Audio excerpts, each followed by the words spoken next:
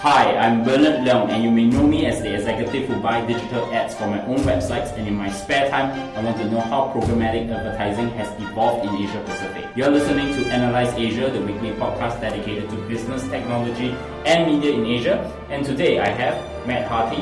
Welcome, Matt, and it's great to have you here for the first time. It's wonderful to be here. Thank you, Bernard. Yes, Matt Harty, you are the Senior Vice President of Asia Pacific, the Trade Desk. It's very timely to actually have this conversation with you because I've recently heard about the Trade Desk from a podcast that I listened to called DigiDay. Okay. Your founder, Jeff Green, was talking about programmatic advertising and why you're the third most important programmatic advertising company after Google and Facebook. So it's great to know what you guys are doing in Asia Pacific. Fantastic. So before we start to talk about the Trade Desk and some of your thoughts on programmatic advertising and even great media trends that's going on across Asia Pacific, I want to get to know you better. How did you start your career? Okay, well, the first parts of my career actually were in finance. I got out of that after 3 years. That was actually at a time where the financial markets had collapsed and there was sort of no hope of finding another job in finance. And my family had been in advertising. My grandmother was in advertising. My father was in advertising. And so I was in the job centre in Bondi Junction in Sydney, and I saw a job posting for advertising sales, $400 a week. I went and did that and had no idea that in 3 or 4 months later I'd be living in Hong Kong selling advertising for the Soviet government on the back of the perestroika and glasnost reforms. It was something that you just really couldn't make up. After that, I actually stayed very close to some of the people that I worked in that company with, and a few years later, a friend of mine who I'd worked with, he and I founded a company that was called Space Asia Media. We raised money from it, then raised further money from a Hong Kong listed company. A couple of years later, we sold it to number one digital company in the world, or internet company in the world at the time, which was sort of the Google of its day. That company was called CMGI. Then CMGI bought us and we went to work for CMGI. The internet crash came and CMGI did not fare very well through the internet crash. After that, I went on with other partners that I'd met through the advertising business, and we then built some sort of proto-programmatic businesses. Then from there, I went to go and work for Fox, and I ran Fox's digital business Fox for a couple of years. And then I went to agency land and went to start the first programmatic agency in Asia, which was Acuin for the Omnicom Media Group. That was an amazing experience. The chance of being able to be there for the very beginning of digital advertising, because Space Asia Media was arguably the first digital advertising network in Asia. Then to be there at the beginning of programmatic, to found the first programmatic agency in Asia. I can't complain for the opportunities I've been given in my career. I've been incredibly lucky to be at the beginning of just such massive trends. I mean, digital advertising, when I got involved, was only around 10 people doing it. Now there's tens and tens of thousands.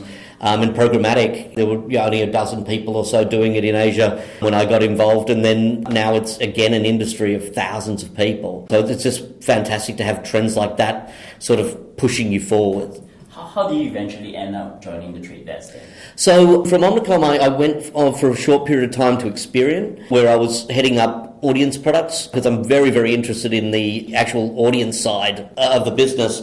But it was a big change for me. I'd been an entrepreneur, I'd been agency world, a real corporate like Experian. I found it very difficult to operate with so much compliance and oversight and stuff like that. Not that I don't approve of those things, it just, with the speed of something like programmatic, a company that is pathologically overprotective, it can be something that slows it down. And so I got the offer to come to Trade Desk, and I absolutely jumped at it. So you started from Hong Kong and then you moved to Singapore, right? Absolutely. It was actually the job with Com Media Group that moved me here to Singapore. I want to ask you, you have been an entrepreneur, you've worked in media businesses, and then of course into digital advertising. Mm-hmm. What are the interesting lessons you can share with my audience with regards to your career journey then? Well, I think that you've just got to have faith in the big trend. I knew that digital was going to be something big. I thought that was just completely undeniable.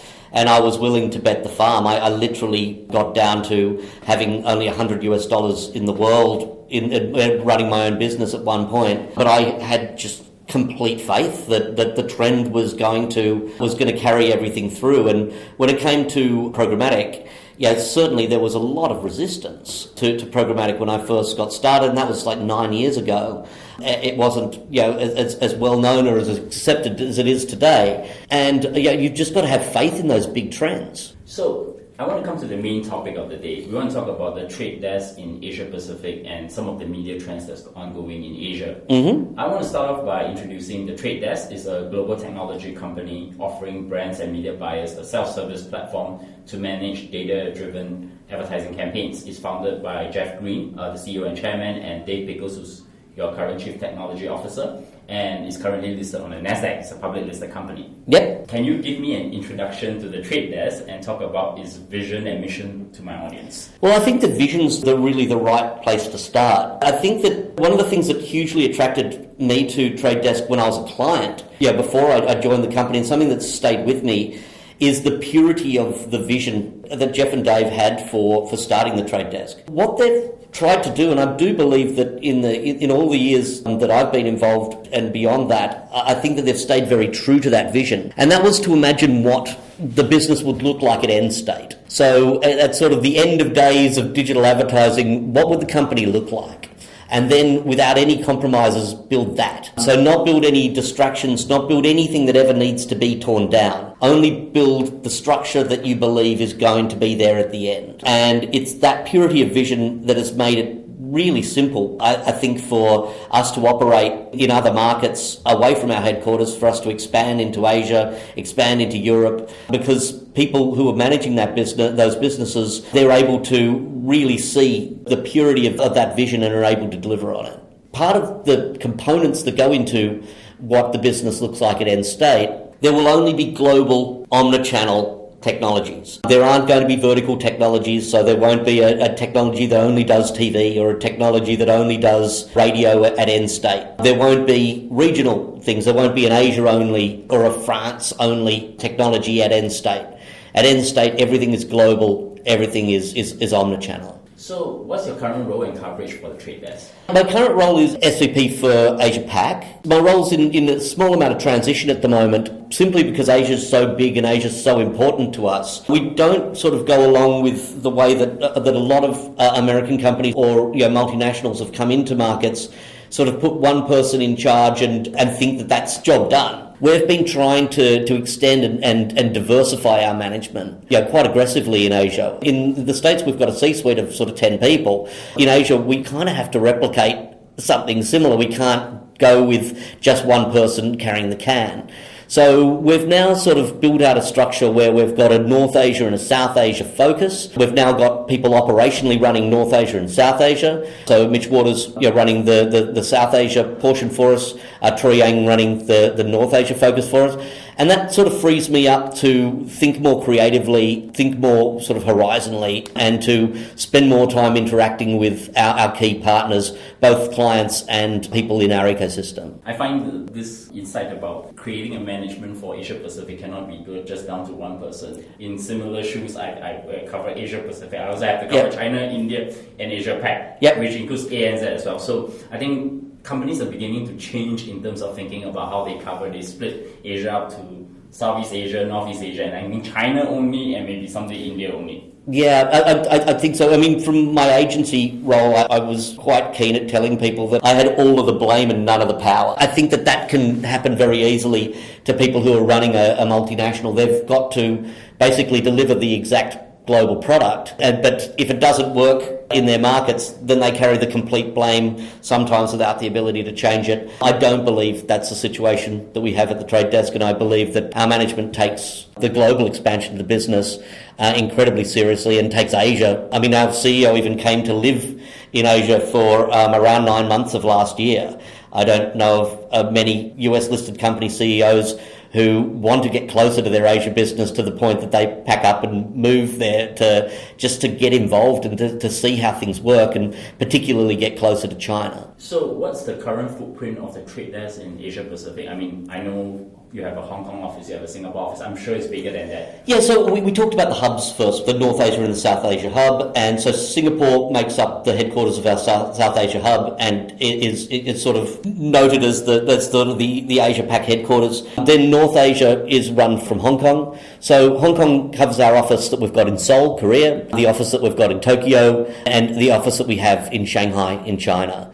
So that all sort of reports into the office in Hong Kong. Then when we come to the office in Singapore, that's got the office in Jakarta and the office in Sydney reporting into that. We definitely see that there's expansion opportunities yet to go in Asia. I don't think we're at the limit of our offices that we're going to need to be able to service the market really well, not yet. Before we get into talking about the customers for the trade desk and also the products and services that the trade desk help to solve their pain points, I think it's very important that we talk about the concept of programmatic advertising. Yeah. I think it's something that's pretty, maybe for some of us who are in the industry, we know what it is, but I think for the rest of the industry, it may be something new to them. So can I ask you to introduce the concept of programmatic advertising and how it works and how is it central to the trade desk operating as a company? Okay, so I think that we made a big mistake when we started digital advertising. We wanted to look so smart, we wanted everybody to think we were so smart, and we came up with all of these complicated terms. And I think that we had the opportunity with programmatic to fix that, and I think we squandered that opportunity. I think that if we would have called it something different, I think that if we would have called it programmable advertising or maybe conditional advertising, we might have got the point across. I think that programmatic advertising is more about not buying the wrong things rather than it is about buying the right things to some degree. Media's always had wastage attached, and that's sort of where my sort of obsession about programmatic comes from. When I worked for Fox had the most efficient television buy for women, which was Desperate Housewives. That dates me a bit. But that was only 30% efficient. So that meant that there was 70% waste in the most accurate buy that you could make. 30% of that audience was measured as actually being the target audience. Programmatic is more about saying, well, can we make it conditional? I'm only going to buy when my conditions are met. So let's take it back to that TV buy. That you said, okay, 30% of that audience is women. Well, every time that it comes back, and I can choose my own benchmark, my own piece of information to measure it against. I don't have to take what the vendor's telling me. I can bring my own vendor, and I can say, okay, when this company, or let's say that company's Nielsen, or that company's Comscore, or that company is Experian, when my vendor says that is right, then I'll buy. But other than that, I don't want to buy. I want to make my advertising conditional upon that. And you can actually take that out to a fairly ridiculous extreme. By bringing different vendors in, you could say, okay, I only want to target women. I only want to target women in this particular age group, say 25 to 55. I only want to target women that have actually shown the behaviour of looking at cosmetic products within the last 30 days. So think about how specific that is. And think about how that contrasts against, well, I can offer you an audience that you have to buy 100%, but 30% of it is probably, or in the past, we've been able to demonstrate that 30% of that audience was kind of right. We've moved into an incredibly different age. We've taken what only could be done through direct marketing, and we've taken that into broadcast. And I think that we underestimate just how important that is. We underestimate that time and time and time again. So when you talk about programming as in being conditional advertising, so somebody has to give the inventory, probably publishers, probably platforms that actually allow you, for example, maybe a YouTube video or maybe Instagram, for example. I think one interesting part about what the trade desk, the name also makes it that's interesting to me. It sounds like in a stock exchange, right? It is. So when you call a broker and say, hey, I want to buy this particular stock at this price, is that the best analogy to that? I think it's a good analogy. I think the financial analogies can be a little bit tricky trying to apply them to media. I think that we've got to admit that media is actually, an audience is actually a commodity, that basically it is one of the most valuable commodities in the world. And when we think about it as a commodity and a commodity that should be valued, something that Jeff talks about a lot is basically economic fundamentals being applied and price discovery. How do we actually value advertising? How do we say that this audience is worth this or that? And programmatic actually opens the door for there to be real price discovery around the commodity that is advertising and audience.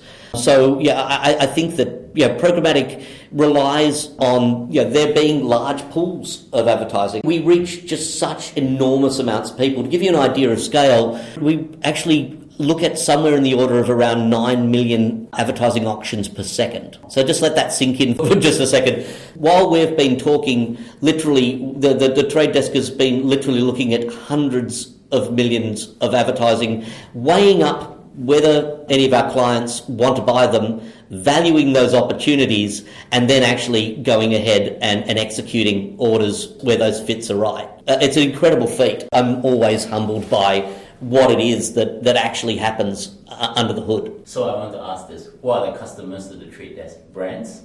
Okay, so we're probably a little bit quirky. We're an agency-focused business. We don't really work with brands directly. We do believe that the agency is the best overseer, and they understand what's happening with the TV buyers and what's happening. They can understand the whole buying context. So taking out that and doing it in a silo doesn't necessarily add anything. We're a business that's focused on agencies being our clients and supporting the agency model. So we would be thinking of somebody like WPP. Yeah, absolutely. Starcom and all this. Yeah, absolutely. So we work mainly with the most digitally focused parts of those agencies, but we've even done stuff with some creative agencies that have got particular media agendas that they're looking to execute. Can you talk about some of the interesting case studies in Asia, for example, that have done this kind of programmatic advertising? Yeah, there's a couple of cool ones. The first one that I'll probably bring up, because I just think that it's a fascinating use of what can be done,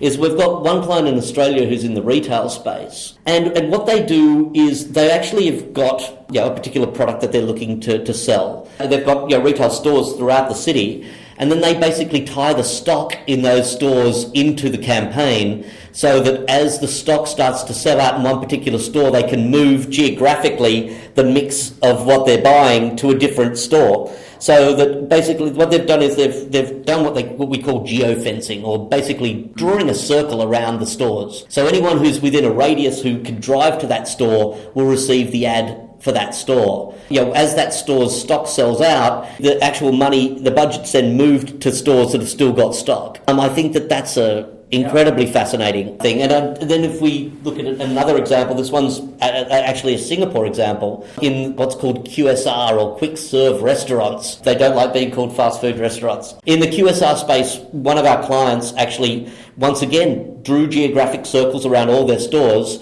and then used day parting to say, this is the morning rush, people are going to be eating breakfast, so it sends breakfast ads specifically to people who are within a walking distance of their stores. Singapore is a driving country, but it's not a driving country like America is, that you pull into a service window somewhere in your car. So it's able to focus on delivering at the right time, which is delivering close to the mealtime, and then delivering to someone who is actually a possible customer in terms of they're geographically possible. So when we go back to that idea of excluding what we don't want to buy, they're actually saying, okay, I don't want to buy anyone who's not near a restaurant. I don't want to buy when it's not mealtime. I want to focus on where I'm likely to get the biggest win, and I want to save my money. I don't want to run radio ads all day, or I don't want to run a TV spot all day. And I don't want to run those spots. I don't want them to capture an audience that can't get to my restaurant. That's kind of the essence. And just making things work together to just create efficiency. That's the bit to fall in love with. Matt, I enjoyed the way you put programmatic advertising as the things that you exclude, rather than the things that you include. So what are the products and services that the trade desk help to solve the customers' pain points, as in to help them to make that exclusion? I think it's applicable to virtually anything. I haven't been in a meeting with some company yet that I've turned around and said, listen, I don't see there's any way we could help you. I think that creating efficiency, as long as the company advertises, I think that programmatic can find a way to create efficiencies in the buying. And as programmatic spreads, it's already spread into audio, as it's spreading more and more into TV, as it'll become the leading way that TV's purchased, will eventually become the leading way that outdoors purchased. We're going to be able to find much greater efficiencies. One of the things that I think is something that doesn't get discussed enough is something we call cross-device, which is where you're able to create multi-channel efficiency to say that, well, we've already served this person 10 TV ads. Do we really need to send them the internet and the radio ads? Do they really need to see those? Is this person already at overload? And I think that because we haven't been able to tie the channels together before, that something else that I know that I'm talking about Jeff a lot, but another thing that Jeff had said is that we're an industry that spends almost $1 trillion making people hate us. And that's got a lot to do with just that we've not had the controls to be able to deliver advertising as a reward, deliver advertising as in a convenience, to be able to know what people are actually wanting, what they're shopping for, and to be able to deliver them advertising that's actually going to serve to help them connect with the products and the services that they're after, or create aspirational things to help people create goals to move forward in their lives. I think that advertising can be an incredibly positive force. I just think that the tools that we've used up until this point have been pretty rudimentary, and programmatic offers us a path forward towards creating a much better form of advertising. Say I'm a brand, right? I do cosmetics. I tell my creative agency to work on the trade desk, for example. So in your platform, what will happen is that you will give certain options for the agency to buy a few ads. Is that how it works? Like, is it going to different channels? So, as in creating that audience pool that you want to specifically target and not giving them. So there's a lot that the agency does. The agency will actually have a larger communication strategy that they're working towards, and parts of those strategies will be geographic things like we want to concentrate on Singapore, or we want to concentrate on particular parts of Singapore, and then there'll be demographic elements to it as well. So they'll say, well, we want to, if it's cosmetics, we want to, target women mostly. We want to, target, we're also then looking for behavioural cues, because we might want to target, people who are, going to be more likely to be larger consumers of cosmetics, and try and move away from groups that we think that are going to be less interested in consuming cosmetics. Really, all that the communication is trying to do is to try and make that message useful and try and deliver it to the most engaged audience. And programmatic is a fantastic tool for helping remove those audiences that are not going to be statistically the most relevant. To come back to the point of the exclusion, which is what is happening now, is that there's a lot of backlash on Google and Facebook serving the wrong digital ads. In fact, I think in the US there is a Twitter handle that's called the Sleeping Giant, where they try to call out brand ads being shown onto sites that we're not supposed to see. I guess, how does the trade desk navigate against such risks? Because you're already doing exclusion, so is it easier for you? Yeah, okay, so I think that basically the protecting of brands is a responsibility that permeates every level of the supply chain in advertising. And I think that one thing that I think the trade desk does really well is it allows each level of the supply chain to be able to introduce its own level of protection. Say, for example, we're talking about marketplace that we go to the auction and buy from. It's their responsibility to create and provide a safe marketplace with clean and good inventory. So it's their responsibility to deliver that. But the responsibility doesn't end there. It's our responsibility as the buyer, also as the buying technology, to add an additional layer. And we do with a tie-up with a company called White Ops. And White Ops aren't an ad tech company, they're a proper anti-fraud company that does credit cards and all sorts of stuff like that. So we introduce that layer on top of the layer that the marketplace introduces. And then our clients are free to bring whichever vendor that they want. So literally, all major vendors of protection products, and whether that be anti-fraud or whether that be protecting against viewability or other things like that, they can layer that stuff in, and that can be made bespoke to their needs. So, say for example, advertisers from China have got particular things that they can't do, and they need particular protections to make sure that they don't fall foul of Chinese laws.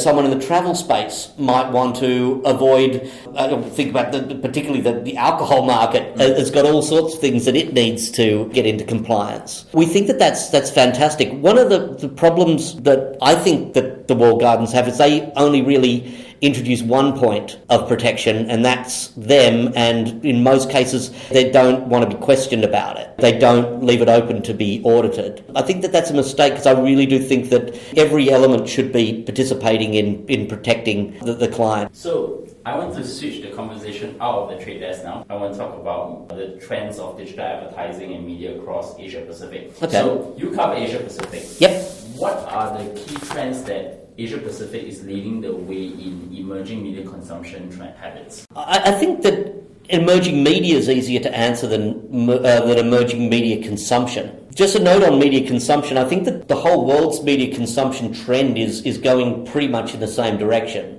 And that is that people want what they want when they want it. So sitting around waiting for your show to come on is something that people find really difficult.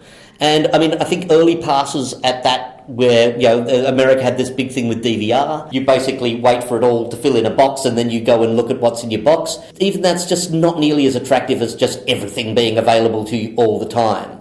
And, you know, it's happened with Spotify, it's happened with Netflix. It's basically the way that people want to consume.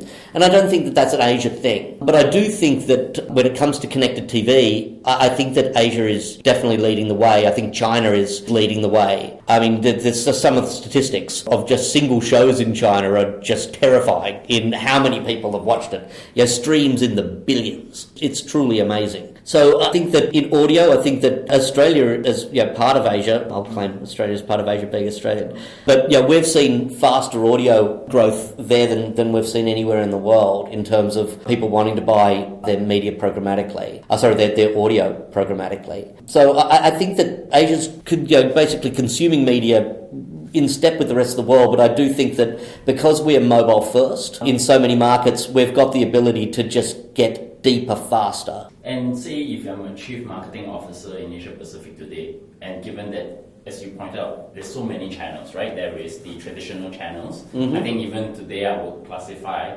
social media platforms as traditional channels. We haven't seen the new ones coming up yet. Okay, yeah, no, they're certainly well established. Yeah. So what are the key challenges for someone like that who needs to plan how they're going to do their marketing, their media buying? What are the challenges that you think they will face? Well, I mean, the rate of change and staying on top of what wasn't available last week and what is available this week. I think that the biggest thing that's ever going to happen in the history of advertising in my lifetime, talk about, you know, I love the big trend, is connected television.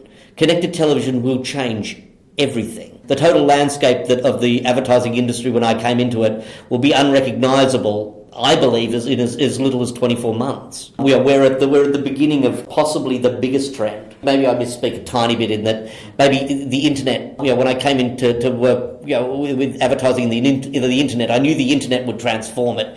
I had no idea that the internet would, you know, eventually become TV at that time. So I think that, you know, connected TV is an extension of that long-term internet trend. But I do believe that as a singular thing, it will be the biggest change that will happen in my lifetime in media. For that person in that role, does it mean that they have to leverage on big data and even potentially AI in the future? Because the scale, as you pointed out, is so big, right? There's like the Chinese is actually watching a particular TV show for 1 billion times. How are they going to cope with this kind of overload of the media content that's going across our smartphones? So, I mean, going back to that China example, it's changed the way that television advertising works in China. Have you watched some of these Chinese shows? Yes, I do. So you see that the ads are actually characters from the show in costume doing product placement that's not actually part of the show. And so they've been able to actually rewrite things. It's almost like, you know, what people were doing with 1950s soap operas, that the advertising was so integral to the property. I think that those opportunities are things like that, and just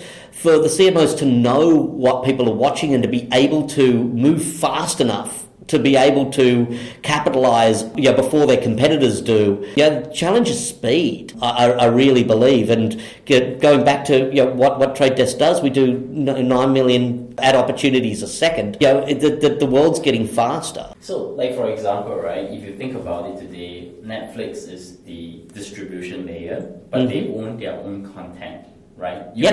You could foresee one day they're going to go into advertising, right? But not advertising in the traditional sense we think. In fact, they're now trialing things like giving you TV content where you can make choices to what the characters do as well. So moving forward, can we totally rely on this change? Basically, like for example, some parts of it will be automated and some parts of it will be done by artificial intelligence to give the most effective marketing to the audience, or do we still need to be guided by human beings? Okay, so we've got to realise that AI is a tool. Yeah, that's right. Just like all other tools, I mean, to chop a piece of wood, you need to use an axe, and an axe is a tool. That you're not going to be able to chop that piece of wood with your hand. So the tool is a necessary extension of the human. AI is another tool. We need to decide what we want AI to do. And in the case of what we're doing with programmatic is we've said, well, let's make our buys more efficient.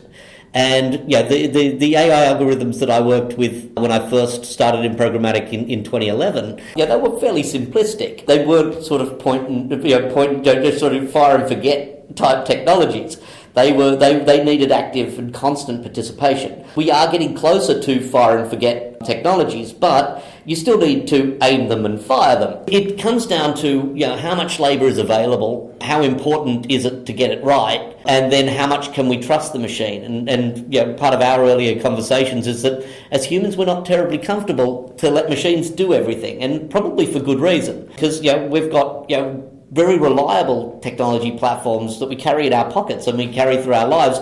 They go wrong. We have every belief that something will go wrong. There has to be a human in the link to be able to say, all right, it's time to switch this to manual. It's time to take control. This isn't operating within parameters. And I think that's hugely important. And where do you see this programmatic advertising go in the next 2-3 years, given that you said that things are moving so fast now? I think that it's going to take an increasing role in TV. I think it's going to take an increasing role in radio. It's going to take an increasing role in outdoor. And really, it's because of just efficiencies that are going to be created. To some degree, accountants rule the world, and the accountants are not going to let us do advertising the old-fashioned way, because there's just going to be very obvious inefficiencies that can be solved. And going back to that media wastage, why do you keep buying advertising that's got 70% built-in waste where you have an option to buy 100% accurate? And I doubt that we're going to get to a tipping point where it's cheaper to buy it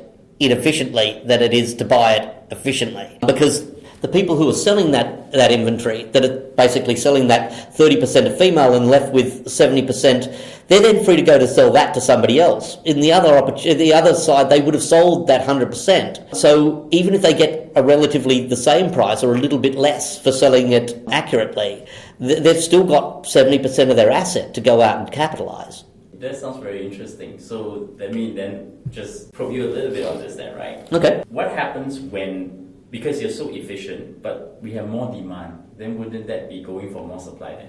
But if we've got more demand, then we're going to have more media consumption and we're going to have more advertising opportunities. I don't see...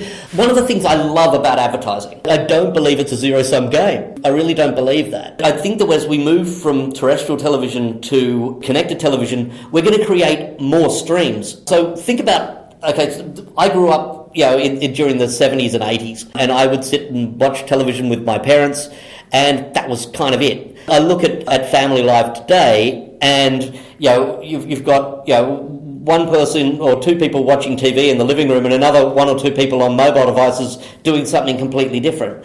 They're opening up more streams. What was a communal activity is becoming more and more an individual activity, and that's going to create a great deal more opportunity and a lot more granularity for us to be able to reach the right audiences. And I think this is the perfect segue to stop here. So okay. Matt, many thanks for coming on the show. I've actually benefited a lot from just talking to you, and the way how I thought about programmatic advertising has actually changed after this conversation. I think you're being too kind. But in closing, can you recommend a book, movie, podcast, or anything that recently made an impact to your personal work life? Sure. There's a book called Misbehaving. I can't remember who the author is, but it's a book about the foundations of behavioural economics, which doesn't sound very exciting. But it's actually written in a very sort of storytelling kind of way. It's a very approachable book on the subject.